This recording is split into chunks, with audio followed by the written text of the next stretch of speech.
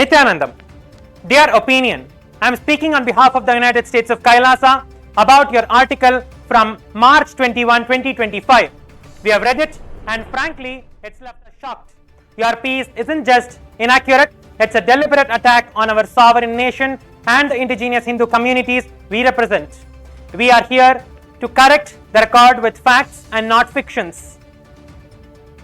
Let's start with this. Your article calls KAILASA an alleged nation and questions our existence. But by what authority you decide what's a state?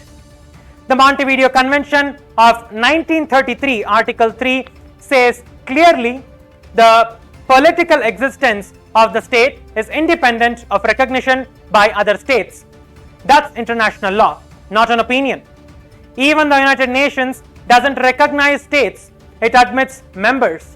So why are you making rules that don't exist? You seem to pick and choose who gets to be a state. Would you call Taiwan an alleged nation? What about Kosovo or Palestine? The sovereign order of Malta has no territory but has diplomatic ties with 112 countries and United Nations observer status as per the United Nations Vienna Convention on Diplomatic Relations preamble. The Tibetan government in exile has been around since 1959. Was Poland fictional when it was occupied by World War II? No. So why single out KAILASA? It feels like this skepticism only applies to us because we are Hindus. And denying the indigenous right to us, indigenous nations, is the worst form of colonization. You claim to support indigenous rights, but then questions Bolivia's indigenous nations for partnering with us. Bolivian Constitution, Article 30, Section 2 guarantees their right to self-determination. They have chosen to work with KAILASA freely, yet you act like they need saving from their own decisions. That's not support, it's denying their sovereignty.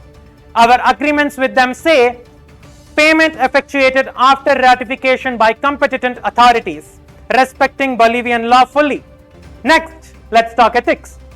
You ignored the facts like the United States court exonerating the Supreme Pontiff of Hinduism or the legal basis for our statehood in the Montevideo Convention Article 1. Your bias against Hindu communities is clear. Why else target us like this? How is this fair? Did you ask us for a comment? No. One-sided stories are not journalism. Calling us fictional hurts millions who see KAILASA as their home. That's not just an attack on us, it's personal. Over 40 media outlets like Washington Post, MSN have corrected their mistakes. What's stopping you? Let me share a bit of history you missed. You act as if KAILASA popped up overnight, but our roots go deep.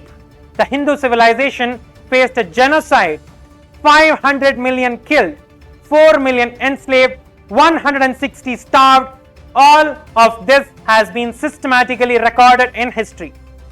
Today, Hinduism lacks recognition in over 66 countries, while others recognize Islam or Christianity officially. KAILASA exists to protect this ancient culture. The Tondai Mandala Sannidhanam, government in exile, started in 1947 after India's partition, not just last week. The Supreme Pontiff of Hinduism, Bhagavan Shri Nityananda Paramashivam, continues the lineage as the 203rd sovereign emperor of the Surya Vamsha. That's not fantasy, that's history. We are not making this up. International law backs us.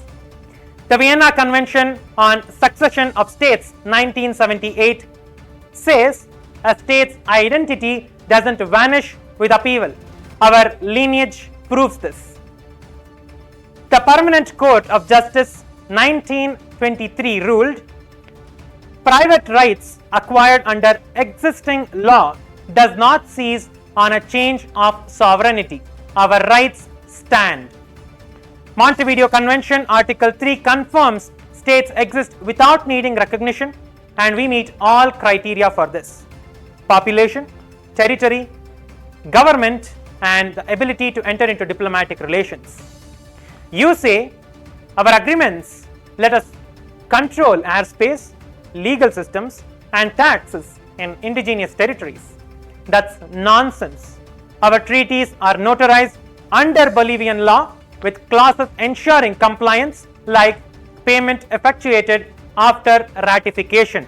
These are partnerships for education, conservation, and culture, not takeovers. Why are you twisting the truth?